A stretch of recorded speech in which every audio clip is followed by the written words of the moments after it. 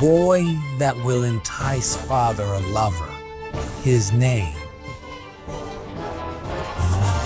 More than a fantasy series, this British TV legend's ratings soared as word of mouth flipped in 3 weeks. It modernized a myth of dragons, magic, and destiny, bringing medieval romance back to the screen. What hooked audiences wasn't monsters or spells, but a boy destined to protect a prince and a future king, tough but tender, devoted to only one. They're not brothers, nor just partners. They're two sides bound by destiny, a light neither can escape. They are Merlin and Arthur. Hi, this is Yingxia. Today, let's go back 18 years to a beloved classic British series, from planning to revisiting season 1.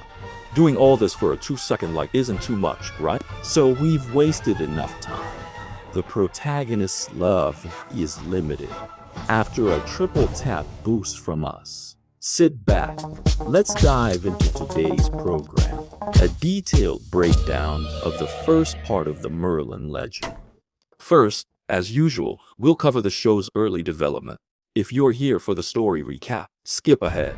In mythology, few have had Merlin's profound cultural influence and transformative power.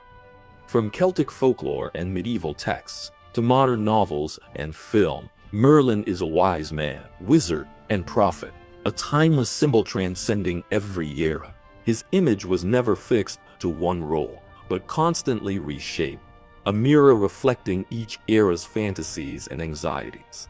Merlin's earliest image is found in traditional Welsh poetry from the 6th century. In these texts, he's often known as Myrddin, a mad, melancholic hermit whispering nature's sounds in the wilderness.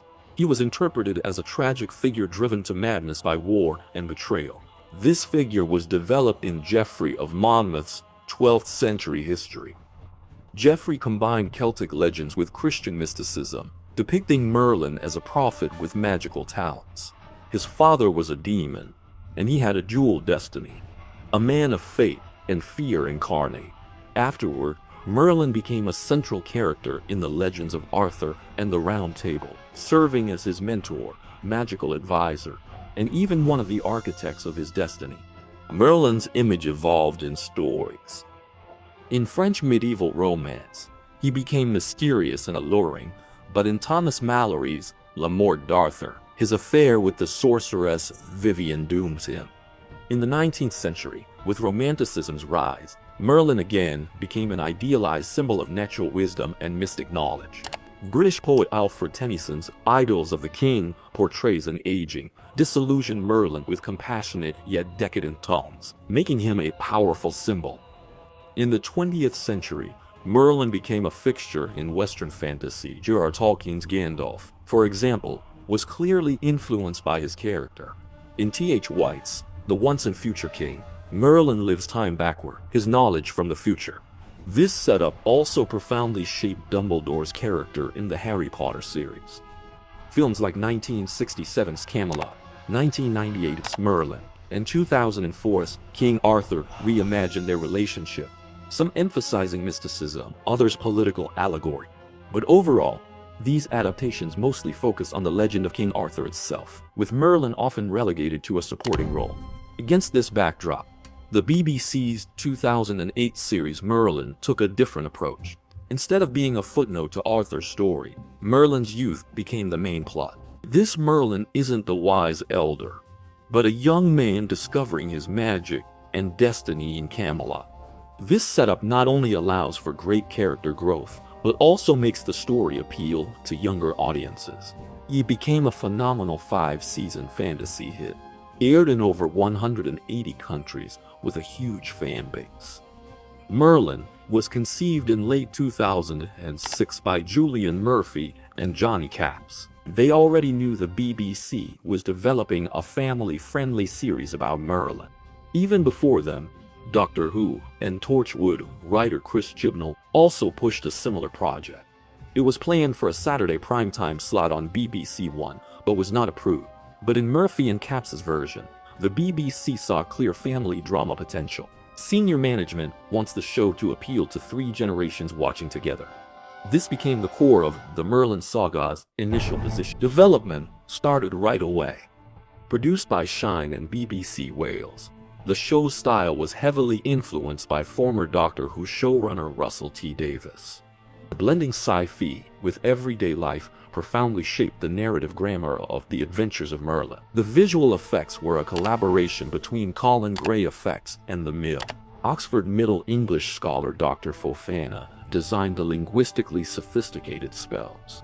Casting was careful and strategic. At just 22, Colin Morgan won the role of Merlin thanks to his stage experience and natural acting style. Bradley James brought a rare anti-hero quality to King Arthur. The chemistry between them became the show's central emotional line. Angel Cowlby as Guinevere, Katie McGrath as Morgana, and Richard Wilson as Gaius together formed a social network in Camelot that was both familiar and new. Crucially, the series lets women be more than just props in traditional legends. Morgana's complexity and turn to darkness made her one of British TV's most iconic female villains. Shooting started in March 2008, mainly at the Château de Pierrefonds in France. It became the exterior for Camelot, South Wales, and Penshurst Place and Treasure's Case in Kent.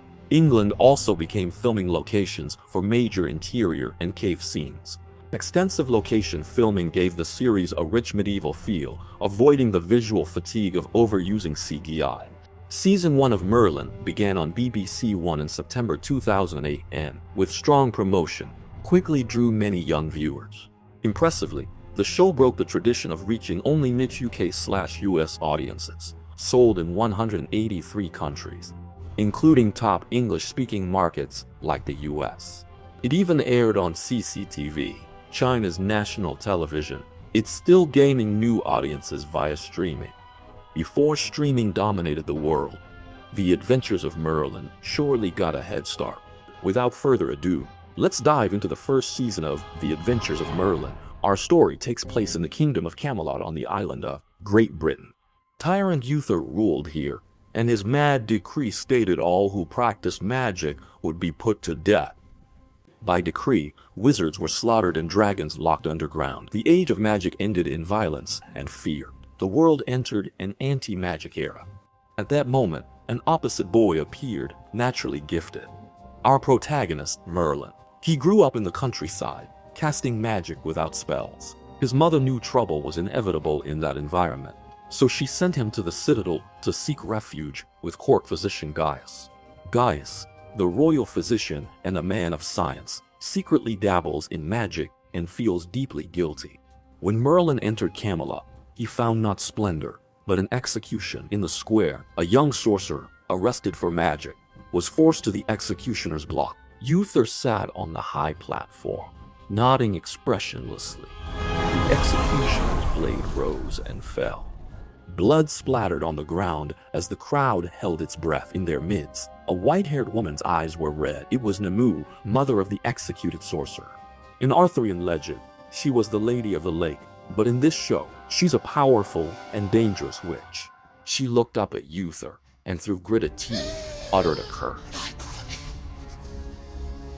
But your celebrations are over. You share my tears. An eye for an eye, a tooth for a tooth, a son for a son.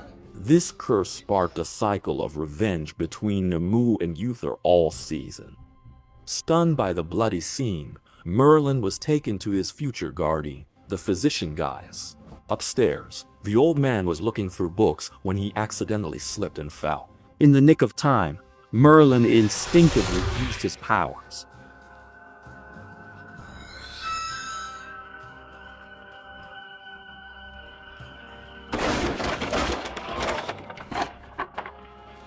Time stopped as furniture moved on its own. The bed slid beneath Gaius, who landed on the mattress, saving his life. Gaius knew at once this was no ordinary child, but a prodigy born with immense power who could cast spells wordlessly. Wandering the citadel at night, Merlin bumped into a blonde boy. The boy immediately started taunting him, obviously bullying for sport. Merlin couldn't stand this spoiled attitude and couldn't hold back his words. After exchanging bars, the two of them got into a fight on the spot. As expected, The magic-less country boy lost to the trained blonde. Worse, Merlin discovered this was Camelot's prince, the future King Arthur. For disrespecting the prince, Merlin was thrown into a dungeon. This rocky start, however, laid the foundation for their long relationship. They bicker non-stop, refusing to lose, but if one's in danger, the other always steps up. Meanwhile, deep in the royal city, a great, chained dragon calls to Merlin in his dreams. Though called a great dragon, he's really an ancient elder. Merlin follows the voice to the dragon's dungeon for the first time. The dragon tells him his destiny. Arthur will unite the kingdoms, and he will be the great sorcerer protecting him. They are two sides of the same coin, inseparable. To Merlin, new in town and daily called an idiot by the prince, this was baffling. Guarding this angst-eyed prince who keeps telling me to leave, but the dragon knows destiny isn't a choice to believe, it's simply inevitable. Fate didn't give Merlin much time to hesitate, soon presenting him with his first job assessment. Seeking revenge on Uther, Namu kills the singer Lady Helen, then uses magic to assume her form and infiltrate the royal city. The king hosts a celebration banquet for her. She takes the stage and sings with an angelic voice. Only this time, the song carries a powerful sleeping spell. To sleep.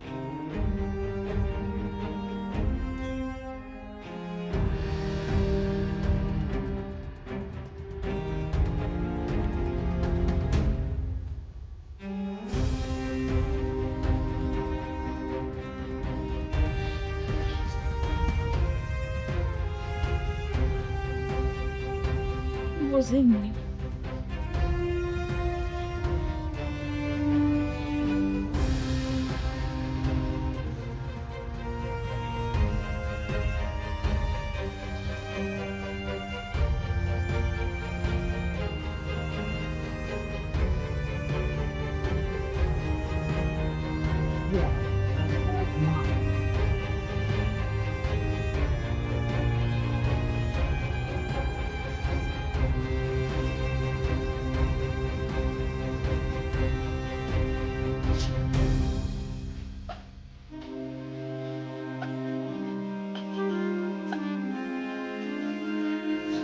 The entire banquet hall fell into a deep slumber amidst the singing, with cobwebs quietly spreading around.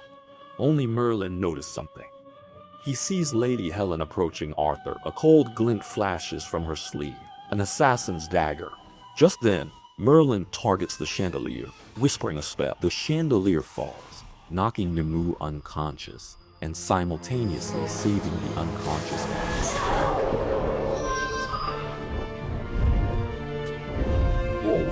You sure answered for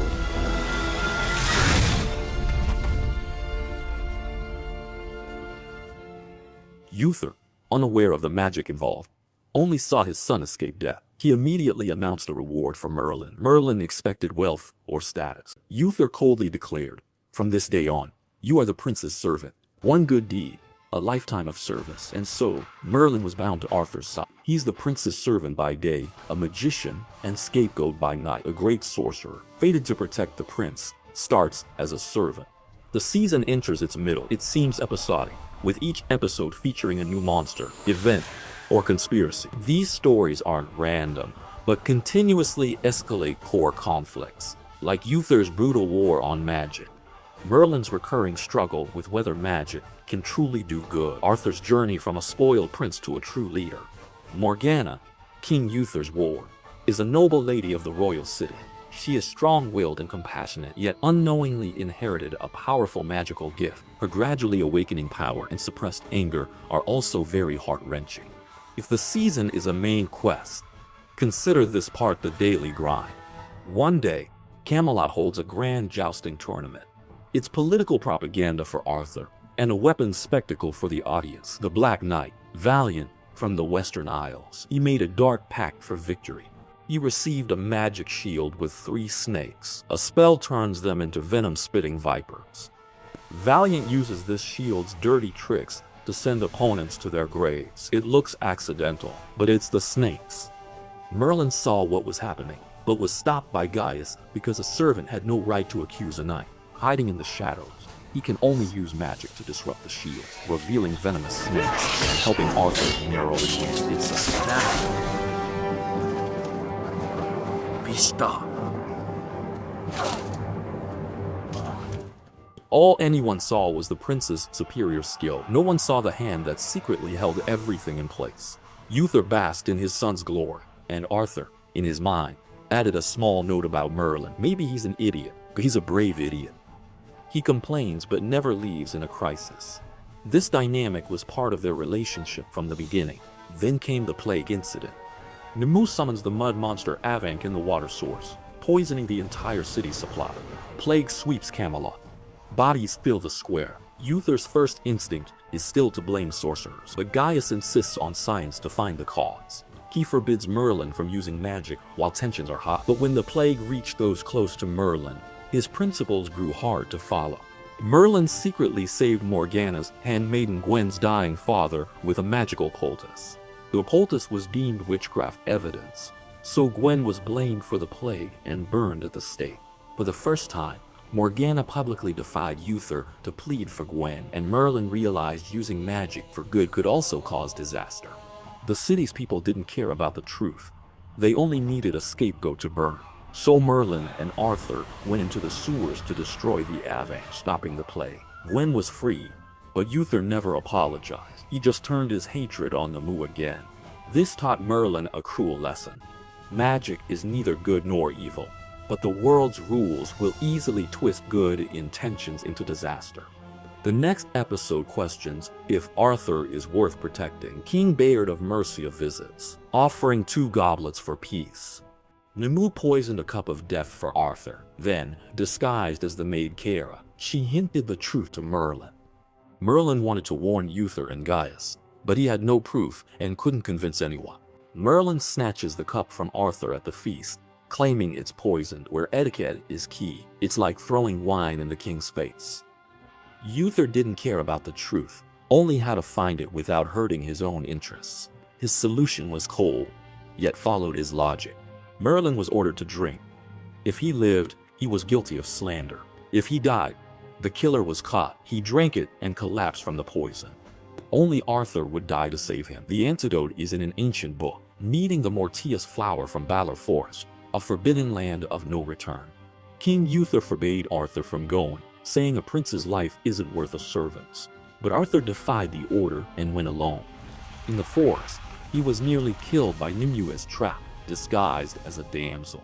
He escaped with the antidote, guided by Merlin's light. Knowing he'd be suspected, Gaius still used magic to save Merlin. In the end, this quietly rewrote several relationships. Arthur risked his head to save a servant's life. Gaius would bend his principles for Merlin. Though he wouldn't admit it, Uther saw Merlin as his son's friend. And for Merlin, he realized for the first time that the shared destiny the dragon spoke of wasn't a cold prophecy, but a series of choices happening around him, and that this prince was indeed someone worth protecting. The following characters seem familiar: the knight Lancelot, the fox of Avalon, a beautiful elf, and a young druid. They're all just setting up the plot.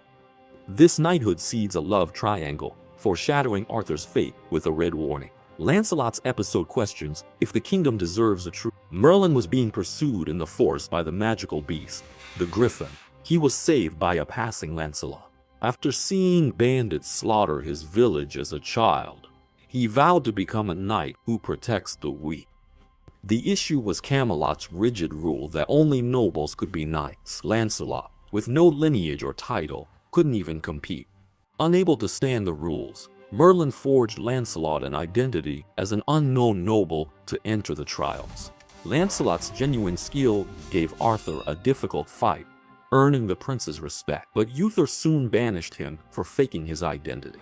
This episode had 3 core themes. Arthur first truly admired a commoner, realizing nobility isn't defined by blood. For the first time, Merlin's magical lies put his friend in a moral dilemma. The subtle feelings between Lancelot and Guinevere also planted the seeds for the love triangle involving Arthur, Guinevere, and Lancelot later on. The Avalon storyline focused on shaping Morgana and her sense of destiny. Morgana had recurring nightmares, dreaming of an armored Arthur drowning in a lake. On the shore stood a blonde girl watching coldly. In reality, Arthur rescued a noblewoman, the girl Sophia, and her father during a hunt. Arthur fell for Sophia at first sight and invited them to court. Morgana and the audience soon learn the women are she, exiled from Avalon, wanting the prince's soul for immortality. They use magic to lure Arthur to the lake in the dead of night. Uther dismissed her dream as a girl's fancy. Gaius feared her magic practice and hid it. In the end, it was again Merlin who arrived at the ritual by the lake, killed Sophia and her father, and rescued Arthur.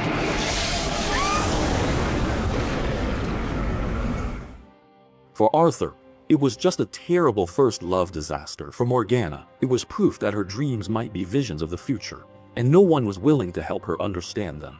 For Merlin, it reaffirmed the same harsh reality. The duties fate required of him couldn't be spoken of openly. The crucial plot came from the druid boy, Mordred. The druids are recluses who hide in valleys and forests. They are telepathic and have no contact with Camelot. In Uther's eyes, they were a magical threat to remove. One day, a druid boy entered the city, chased by guards. In his terror, he let out a mental scream that went straight into Merlin's mind, connecting them. To protect the boy, Merlin and Morgana teamed up to hide him. Soon, Uther ordered that harboring him was death by treason. The boy calls Merlin with his mind, naming him Emrys, the future great wizard in the druid prophecy, which is Merlin's original name. The dragon told Merlin a cruel prophecy: if the child lives, he will kill Arthur. To fulfill your destiny, he must die. Torn between the child now and the king-to-be, Merlin almost chose to do nothing. But at the last moment, he stepped in to save him. He helped Arthur escort the boy out of the city and return him to the druids. As they parted, the child turned back and said his name. My name is... For those familiar with Arthurian legend, this moment is like writing the future Kingslayer's name for all to see. The king's doom, prophesied by the dragon, was sealed by Merlin's own hand. Although he protected everyone in the present, he personally lit the final fuse. After a few side stories, the plot shifted from Monster of the Week to a more serious theme: whether this kingdom's order itself was already rotten to the core. One day, Nimue went to an ancient tomb, awakening a brother-in-law killed by Uther himself. His name was Tristan de Bois. A wraith possessed the armor, becoming an undead knight. Meanwhile, an investiture ceremony in the city officially named Arthur the Prince of Camelot. The ceremony wasn't over yet when the Black Knight burst through the window, threw down a gauntlet before Uther, and issued a deadly challenge. So, you challenged the young knight. Owain was first to accept the challenge, but after landing multiple strikes, he was killed by just a single blow. This proved the opponent wasn't human. Then, the second older knight was also cut down by his sword. Arthur finally threw down the gauntlet to defend the kingdom's honor. I, Arthur Pendragon, challenge you. So be it. Single combat noon tomorrow. Yes, Uther knew the true identity of this ray. It was his brother-in-law, slain in a rage for trying to stop the magic that cost the queen her life. Nimue has brought back a vengeful spirit to make Uther pay his debt. Too scared to tell Arthur the truth, Uther secretly uses magic to handle it. He had Gaius help prepare a fireball to secretly burn the Wraith Knight, but it failed, and he became the target. Ultimately, Merlin had to solve the problem. He searched ancient texts, found a legend of a holy sword from the Dragonlands, and asked the great dragon for help. The dragon reluctantly agreed to forge the sword in Dragonfire. A sword of kings, capable of harming all creatures, including the undead, was born. Heed my words. The sword was forged for Arthur and him alone. The great dragon warned this sword was made for Arthur alone and must never fall into the wrong hands. The original plan was for Arthur to slay the knight, his first reveal as the destined king. Uther found a sword in the armory. Believing it a divine weapon, he insisted on fighting himself. On the day of the duel, he defeated the undead knight with the sword in front of everyone.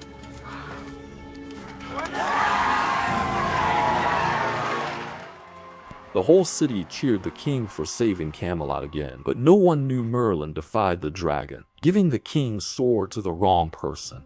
Uther still refused to face his crime, or confess to Arthur that magic was used to conceive him. The great dragon, angry and disappointed, declared Merlin was still untrustworthy. In the end, Merlin could only throw the sword into the lake, hoping it would one day return to its destined king.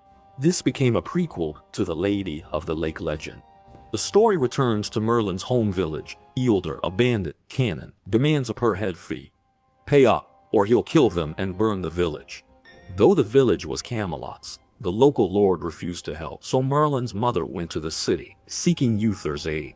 He received a cold, pragmatic reply from the ruler. Sending troops across the border meant war, and one small village simply wasn't worth that risk. For a king, this might be reasonable, but for his son and the villagers, it was terribly cold. Arthur chose a third path, helping the village with Merlin as a man, not as a prince. Gwen and Morgana also secretly followed. In an old granary, men trained villagers with spears, building a defense line and teaching them how to survive. Merlin's childhood friend, Will, hated nobles the most in their village. To him, Arthur was just a rich kid who gambled with farmers' lots. He was the only one who knew Merlin's secret and constantly used it against him. If you use magic, everyone can survive. What are you afraid of? I can't or won't. I'm not the one abandoning these people. You are. So Merlin was torn. On one side was the great dragon's destiny for him, to protect Arthur, but hide his magic. On one side, his friend, mother, and the village. Finally, at the moment the bandits attacked the village, he couldn't help but unleash a large-scale spell, summoning a tornado to sweep the enemies away.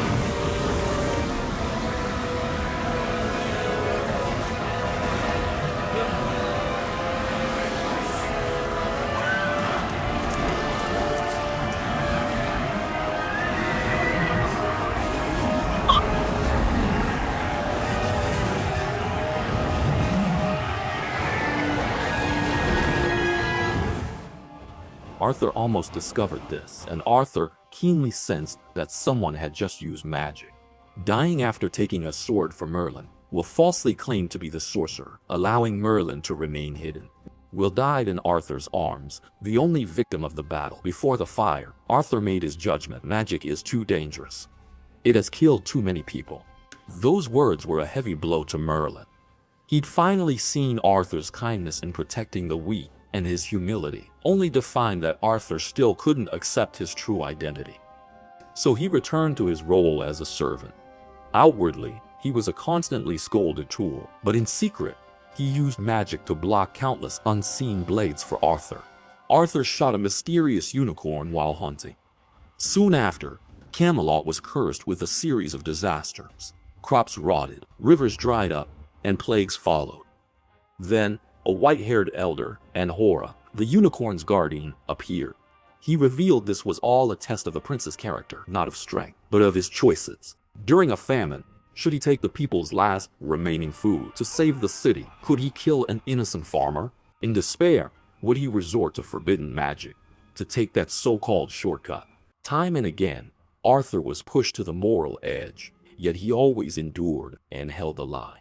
In the maze's depths, he laid down his arms, surrendering to Anhora, choosing death over harming an old man, and so he truly passed the test. The guardian was direct. You have proven yourself worthy of the throne, but your king, Uther, is unworthy. This comment isn't from the dragon or Merlin, but from a guardian of order outside the destiny system, marking the world's first official endorsement of Arthur as a qualified king. From then on, all the foreshadowed conflicts were pushed to the extreme. While suppressing a riot indirectly caused by his own policies, Uther chose to execute Gwen's father, an honest blacksmith who only knew how to forge. This event ignited Morgana's hatred, setting her on a dark path, and the key event involved a mythical beast. This cursed beast gravely wounded Arthur in the wild, now leaving him dying. To save Arthur, Merlin had to find Nimue again, trading his life for the antidote. On the altar, Nimue truly killed Merlin, offering his life to destiny. But Gaius and the great dragon stood on the other side, defying fate. They pulled Merlin back from death, and Uther was nearly shattered by the fear of losing his son. He was still unaware his hunt for magic, and his choices were what pushed everyone to this point. Season 1 ended on a calm, seemingly normal note. Arthur woke up. The royal city and its public order seemed unchanged, but beneath the surface, many things could never go back. The hatred between Namu and Uther intensified. Morgana's disappointment in Uther reached a breaking point, and Mordred slowly grew up in the druid camp. Deep in the lake sleeps the discarded sword of the king, and the dragon below repeats the prophecy. Your destiny is to protect the young dragon until he claims his crown. And when he does, magic can be returned to the realm. Only then will I be free. Alright, that's the summary of the story of Merlin's first season. If you've never seen this show, please tell me what you think after hearing my summary. And if you were already a fan of Merlin, what memories does this rewatch bring back? If we turn the clock back to 2008, the British television scene was still in the era of weirdness dominated by Doctor Who and Torchwood. Fantasy wasn't mainstream, nor a safe investment. When Merlin premiered on BBC one Saturday slot, the public was initially hesitant. This unconventional Arthurian legend stars a rookie sorcerer in a world where magic is punishable by death. Was this a bold innovation or just reckless? The doubts only lasted 2 weeks.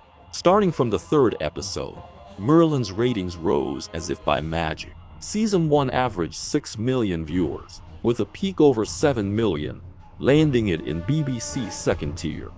For teens and families, it even beat the Doctor Who spin-off, becoming the era's fantasy series with the strongest word-of-mouth buzz. Media opinion flipped from light family fun to a pure British adventure, a vibrant modern fantasy. The Daily Mail called it warm-hearted and surprisingly sharp. The Independent hailed it as a long-missed family adventure on British television. Interestingly, it didn't use grand war scenes, but a narrative style like the Saturday night tradition. Weekly magic, some growth, a hint of destiny, friendly bickering, and a little naive advice. This ritualistic narrative was its secret weapon for attracting viewers. Merlin's first season's success was decidedly untraditional. It's neither a Lord of the Rings-style epic, nor dark American fantasy. Instead, it repackaged familiar British myths with modern TV pacing. This brought 3 key advantages. First, it made Arthur's story youthful. Merlin is traditionally the old wizard with a long beard, a legend from the story's very start. The series shows him as a young, clumsy boy who makes mistakes. Young audiences learned a legend can start as a servant, doing chores and taking the blame. This growth arc is modern and relatable. As youths, we all forced our way into the world. So does Arthur. He isn't instantly an epic king, but a stubborn prince with a soft heart, still working on his temper. Their bickering-fueled growth becomes the show's most solid emotional anchor. Second, it makes magic a taboo, not a cheat code. In other fantasy shows, magic was for showing off, but Merlin turned magic into a deadly secret, a power that could get you executed. The whole show has a stealthy feel. Spells are like a stealth game. Rescues are like dancing on a knife's edge. Every choice might be seen as treason. Beneath the fantasy lies a heavy reality. Third, he draws emotional tension from the fate system. The dragon isn't just a prop, but a mouthpiece for fate. Arthur isn't the chosen one, but a king who must grow through repeated moral trials. Merlin symbolizes sacrifice and protection, not power. The show establishes an atmosphere that is faithful yet not cold. Every hesitation, resistance, pain, and compromise slowly nudges you toward the place you're destined to be. So Merlin seems like light fantasy, but is really a slow burn tragedy of fate, echoing medieval romance, Arthurian tales, and Shakespearean fatalism. For season 1, the main highlight was clear. The characters' chemistry was startlingly real. Merlin and Arthur's bickering friendship is so shippable. Morgana's repressed fury is relatable. Gwen and Arthur's romance feels natural. Gaius and Merlin's bond is like father and son. They're the show's strongest emotional anchors. Also, the episodic structure offered weekly thrills. 1 week a plague, the next undead knights, a willing sacrifice, and a regicide prophecy. Its tight pacing was perfect for weekly releases. Finally, it's budget-friendly with British flair. Chateau de Pierrefonds' authentic castle feel, the Welsh forest's magical ore, the steady British stage cast gave the show a classy fantasy allure on a low budget. Looking back now, you can see why so many said it was a time to fall in love with the BBC again. What truly anchored it was its emotional value. It's not about adult power, but about how we grow from our fear. Not about magic strength, but about the price of all power. It's not about a king's rule, but how a good person rises to the throne. It's not about Merlin's omnipotence, but the unseen moments he sacrificed for destiny. Merlin is a unique fantasy, warm but sharp, lighthearted but dark. It's youthful, but holds a tragic prophecy. Many viewers didn't realize it after season 1. The show had written the ending into Merlin's fate from the start. You will guard Arthur until the end of time, a line that is blessing and curse alike, and the show's deepest poetry. And watching season 1 end to end, all its success flows from one core. It gave a time-worn myth a real human heart and real pain. Although the series ended with season 5 and the planned film trilogy never happened, Merlin's place in British TV history is undeniable. It is both the first modern young adult fantasy coming-of-age series and a love letter to Britain's medieval romantic tradition. He reimagines Merlin not as an old, mysterious wizard, but a young boy caught between fate and power, slowly growing into the man he's destined to become. Alright, that's all for this episode. If you enjoyed it, we'll see you next time.